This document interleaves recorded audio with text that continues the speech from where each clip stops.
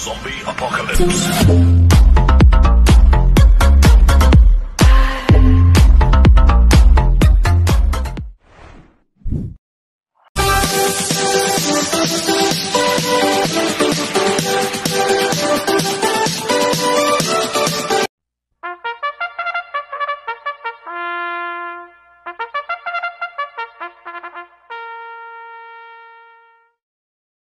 Magandang araw po mga bayang karerista. Ngayon po ay araw ng Linggo, December 14, 2025. Karera po ng Philippine Jockey Club, Padre Garcia, Batangas. Meron po tayong 12 karera sa araw na ito. Nandito naman po yung lingkod, Drunken Master Wangbu, aka Eloto Budoy, para magbigay ng giya at analysis sa inyo mga bayang karerista. Mga bayang karerista, start po ng karera natin ay 1:30 PM. At ngayong araw ng linggo na to, ito po yung pakarera po ng 26 Philtobo Grand Championship Day. At 53 Philcom PCSO Presidential Gold Cup. At 2025 Philcom Anniversary Race. At meron po tayong guaranteed 8 million sales sa first set ng winner take all at guaranteed 4 million sales of second set winner take all. Kaya mga bayang karerista, pagbutihan niyo po yung pagre-review at sana ay makatulong po yung pagbibigay ko ng giya at analysis. Kaya bago po ako magsimula magbigay ng giya at analysis, huwag pong kalimutan subscribe, like, and share YouTube channel ko po. At syempre, huwag din kalimutan i-click yung notification bell ko para updated po kayo sa mga bagong video ko. Kaya mag-start na po ako sa pagbibigay ng giya at analysis. Race 1, Take 5 events, races 1 to 5. May 4 na kalok po tayo dito. Ito po yung Pagcor Juvenile o Full Stakes Race sa distance 1,200 meters. First choice ko po dito, number 3, Lady Outlaw. Nagagabayin po ni Mart Alvarez. Last round po nito noong November 9. Tarsero kay Brown Tiger. Sa Metro Turf, nagtala po siya ng 1.27 media sa 1,400 meters. Kaya malaki po panalo sa akin ito. Kaya siya po first choice ko. Second choice ko po, numero 1, Captive Moment. Nagagabayin po ng Apoy Asuncion. Last round po nito noong November 9, pang 5 kay Brown Tiger. Nagtala po siya ng 1.29 media sa Metro Turf. Tingin ko, solo Irie po ngayon to. Si Captive Moment. Ang kupang distansya, 1,200 meters. Pag napabayaan nila sa harapan to, pwedeng makatapos ang karera. Kaya malaki rin po panalo sa akin ito. Kaya siya po second choice ko. Kaya ang first choice ko po, number 3, Lady Outlaw. Second choice, number 1, Captive Moment. Sa race 2 po tayo. May 4 na kalok po tayo dito. Ito po yung Congresswoman Lolita Karen Tiavier, Juvenile Phillies Championship sa distance 1,400 meters. First choice ko po dito, number 1, Joe Dropping. Nagagabay po ni P.O. Repe. Last round po nito, noong November 30, segundo siya kay Georgia. Nagtala ng 1.27 sa 1,400 meters sa PJC. Cambio hinete ngayon, binigay kay P.O. Repe. Last run, Mark Alvarez po sumakay dito. Kaya malaki po panalo sa akin ito. Kaya siya po first choice ko. Second choice ko po, numero 4, Fairfield. Nagagabay po ni Mark Alvarez. Ito na tumakbo sa barrier trial noong November 23 sa Metro Turf. Nagtala po siya ng 1.15 sa 1,200 meters. Ang kwartos po niya, 25 media, 24 media, 25. 1.15 po ang preba ni Fairfield sa 1,200 meters sa Metro Turf. Ang nag-barrel trial po dyan, P.O. Repe. Ngayon, ang papatong Mark Alvarez. Kaya may panalo po sa akin to. Kaya siya po second choice ko. Kaya ang first choice ko po, numero 1, Joe Dropping. Second choice, numero 4, Fairfield. Sa race 3 po tayo. Winner take all event. First set. Races 3 to 9. May 7 kalok po tayo dito, but 6 betting in option. Ito po yung Philcom Anniversary Race sa distance 1,650 meters. First choice ko po dito, numero 1, Worshipful Master. Nagagabayan po ni JT Zarate. Last run po nito no October 5. Segundo siya kay Batang Manda. Sa Metro Turf, nagtala siya ng 153 sa 1,800 meters. Cambio hineting ngayon, binigay kay JT Zarate. Lasan, Eminem Gonzalez po sumakay dito. Kaya malaki po panalo sa akin ito, kaya siya po first choice ko.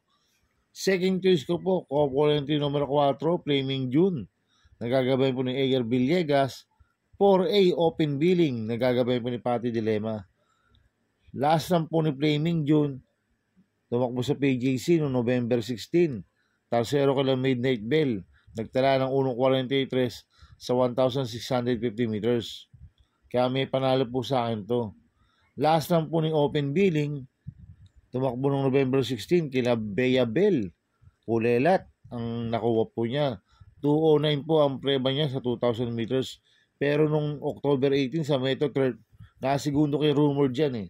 Nagtala ng 1.25 medya sa 1,400 meters. Kaya may panalo rin po sa akin to. Kaya itong Copo-Lento numero 4 na to, parehas po may panalo to. Kaya sila po second choice ko. Kaya ang first choice ko po, numero 1, Worshipful Master. Second choice, Copo-Lento numero 4, Flaming June. 4A, Open Billing. Sa race 4 po tayo. Big 5 event, second set. Cover sizes 4 to 8. May 4 na kalok po tayo dito. Ito po yung Ambassador Antonio Lagdameo Championship Cup. Sa distance, 1,400 meters. So, solohin ko na po ito, numero 4. Isabel. Nagagabay po JB Hernandez. Nanalo po last na niya, November 30. Impresibo panalo. Nagtala ng 1.24 sa 1,400 meters. Kaya sosolohin ko na po yan, numero 4, Isabel. Sa race 5 po tayo. Pick 6 events, races 5 to 10. May 12 kabayong tatakbo. But 10 waiting in option. Ito po yung 2025 Philracon PCSO Presidential Gold Cup. Sa distance 2,000 meters. Magandang laban po ito, mga bayang karista. Itong Presidential Gold Cup na to. Kaya ako, ang first choice ko po dito, numero 3, Bea Bell. Nagagabayan po ni JB Hernandez. Impresibo po panalo niya noong November 16 sa Marho Breeders' Cup. Nagtala siya ng 203 sa 2,000 meters sa PJC. Banderan tapos po nanalo to, Bea Bell. Talagang nagbabalik po ang buti niya. Kaya sa akin, malaki po panalo sa akin ito. Kaya siya po first choice ko. Second choice ko po, numero 5, Don Julio. Nagagabayan po ni Apoy Asuncion. Ito last run po nito no October 21. Nanalo po siya. Nagtala siya ng 1.23 medya sa 1,400 meters. Ang tinalo niya si Shiver Me Pink. Mainam po panalo niyan. At nag-barrel trial po siya noong November 30 sa PJC. Nagtala siya ng 1.40 sa 1,650 meters si Don Julio. Nagbabalik buti rin po ito, mga bayang karista. Kaya sa akin, malaki rin po panalo sa akin ito. Kaya siya po second choice ko. Kaya ang first choice po, numero 3, Bea Bell. Second choice, numero 5, Don Julio. Sa race 6 po tayo. Winner take all event, second set, races 6 to 12. May 8 kalok po tayo dito. Ito po yung Piltobo Isguera Farms and Studs Incorporation Trophy Race sa distance 1,400 meters. First choice ko po dito, numero 5, Bino Barbarino. Nagagabayan po ni JT Zarate. Ito, nag-barrel trial po siya nung November 30. Segundo po siya kay Don Julio. Nagtala po siya ng 1.41.6 sa 1,650 meters. Ang nag-barrel trial po niya, PORP. Ngayon, ang papatong JT Zarate. Kaya sa akin, malaki po panalo sa akin ito. Kaya siya po first choice ko. Second choice ko po, numero 6, Resonant. Nagagabayan po ni JT Pabilik. Last run po nito, tumakbo sa Metro Turf noong November 23. Pang-apat siya kaila anytime, anywhere. Nagtala po siya ng 152 sa 1,800 meters. Cambio Hinete ngayon, binigay kay JT Pabilik. Last one, JT Sarate po sumakay dito. Kaya may panalo po sa akin to, kaya po second choice ko. Kaya ang first choice ko po, numero 5, Bino Barbarino. Second choice, numero 6, Resonant. Sa race 7 po tayo. Pick 6 events, second set, races 7 to 12. May 7 kalok po tayo dito, but 6 betting option. Ito po yung Piltobo Rancho Santa Rosa Trophy Race sa distance 1,400 meters. Ito, anybody's race po to, mga bayang karista. Tingin ko, lato to, may panalo. Kaya ang first choice ko po dito, numero 3, Speed Dancer. Nagagabay po ni Pabs Caballeo. Last run po nito, November 16, tumakbo sa PJC. Segundo siya kay Amor My Love. Nagtala ng 1.27.6 sa 1,400 meters. Kaya malaki po panalo sa akin ito. Kaya siya po first choice ko. Second choice ko po, Copolente numero 4, Asintado. Nagagabay ni Jomer Sorke. 4A, Official Seal. Nagagabay po ni CL Advincula. Last run po ni Asintado noong November 30. Ulelat siya kay Orient Express. Nagtala ng 1.30 sa 1,400 meters. Last run po ni Official Seal noong November 30 rin. Pang-apat kila Orient Express. Nagtala po siya ng 1.27.8 sa 1,400 meters. Kaya malaki po panalo sa akin ito. Kaya sila po second choice ko. Maglalagay po ng third choice na pandiyado, numero 1, Monument. Nagagabayan po ni Apprentice Jackie RC Simasio. Last run po ni Monument noong November 30. Segundo kay Gable. Nagtala ng 1.27.2 sa 1,400 meters. Cambio Hinete ngayon. Binigay sa Apprentice RC Simasio. Last run, si Alvin ko na po sumakay dito. Kaya sa akin, siya po yung third choice ko na pandiyado. Kaya ang first choice ko po, number 3, Speed Dancer. Second choice ko, Polenti numero 4, Asintado, 4A, Official Seal. Third choice sa pandiyado, numero 1, Monument. Sa race 8 po tayo, pick 5 event. Third set, races 8 to 12. May 7 kalok po tayo dito. Ito po yung Piltobo Philippine Jockey Club Okada Trophy Race sa distance 1,400 meters. So, solohin ko na po ito, numero 4, Catrol. Nagagabayan po ni Pabs Caballeo. Mainam po panalo niya sa PJC November 16. Nagtala ng 1.24 sa 1,400 meters. Kaya solohin ko na po ito, numero 4, Catrol. Sa race 9 po tayo, pick 4 events, races 9 to 12. May 13 kabayang tatakbo but 12 betting in option. Ito po yung Piltobo Philippine Jockey Club Manila Horsepower Trophy Race sa distance 1,300 meters. Ito, race 9 na to, anybody's race po to, mga bayang karista. Magdagdag ko kayo dito. Ang first choice ko po dito, numero 2, Ty Will Be Done. Nagagabayan po ni JT Pabilik. Ito, last run po na ito, November 29. Tumakbo sa Metro Turf, pang 5 kay Doña Chichay. Nagtala ng 1.29 medyo sa 1.4. Pero noong November 15, tumakbo sa PJC yan, pang 5 kay Equitim. Nagtala ng 1.30 medya sa 1,400 meters. Batak na po ito, so they will be done. Kaya malaki po panalo sa akin ito, kaya siya po first choice ko. Second choice ko po, numero 13, Lightning Bolt. Nagagabay po ni Pabs Caballeo. Last run po na ito, noong November 21, tumakbo sa Metro Turf, pang 5 kay Laguna de Bay. Nagtala ng 1.16 medyo sa 1,200 meters. Pero noong November 7, segundo yan kay Golden Area, nagtala ng 1.30.6 sa 1,400 meters. Kaya may panalo po sa akin yan. Kaya siya po second choice ko. Maglalagay po ng third choice sa pandiyado, numero 10, Asong 4G. Nagagabayan po ni Jom Restorque. Last time po na ito, tumakbo sa PJC noong November 28. Pang-apat kila Sinag. Nagtala ng 1.17 sa 1.2. Ngayon, Cambio Hinete, binigay kay Jom Restorque. Last time, RJC Tabor po sumakay dito.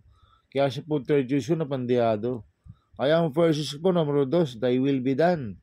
Second choice, numero 13, Lightning Bolt. Third choice, Pandiado, numero 10, Asong 4G. Sa race 10 po tayo. May 6 na kalahok po tayo dito, but 5 betting in option. Ito po yung Piltobo Philippine Jockey Club Magic Millions Trophy Race. Sa distance 1,400 meters. So, solohin ko na po ito, numero 5, Kalens. Nagagabayan po ni Mark Alvarez. Last lang po na ito, December 7. Pang-anim kay lalaki mama, nagtala ng 1.26.8 sa 1,400 meters. Pero nung November 15, tumakbo sa PJC yan, nasigundo kay Bid for Fame. Nagtala ng 1.24.2 sa 1,400 meters. Cambio nito, binigay kay Mark Alvarez. Lasan, JD Flores po sumakay dito. Kaya sosolohin ko na po yan, numero 5, Kalens. Sa race 11 po tayo sa penultimate race. May 4 na kalahok po tayo dito. Ito po yung PCSO 3-year-old Championship Cup sa distance 1,650 meters. So, solohin ko na po ito, numero 3, Midnight Veil. Nagagabay po ni JB Hernandez. Nanalo po last run niya noong November 16 sa PJC. Nagtala ng 1.42 media sa 1,650 meters. Kaya sosolohin ko na po yan, numero 3, Midnight Veil. Sa race 12 po tayo, sa last race. May 8 kalahok po tayo dito. Ito po yung Piltobo Philippine Jockey Club Silver Bullet Production Incorporation Trophy Race sa distance 1,400 meters.